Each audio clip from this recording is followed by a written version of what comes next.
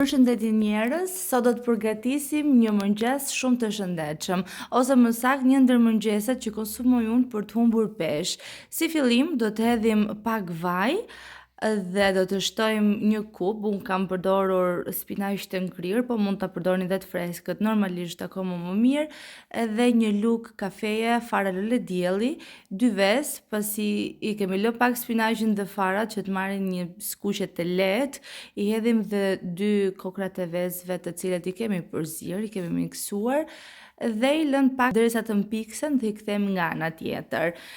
Më pas do të marrim 2 feta të tilla, ose mund të përdorni në vend tyre, mund të përdorni edhe bukë të thekur ose bukë integrale, dhe do t'i shtojmë vezët lart. Normalisht e kemi ndarë në copa dhe ky është një super mëngjes i shëndetshëm që ju mban të ngopur, me energji dhe ka jashtëzakonisht shumë benefite për trupin, por që njëkohësisht ju ndihmon që dhe të humbisni peshë, të hani shëndetshëm.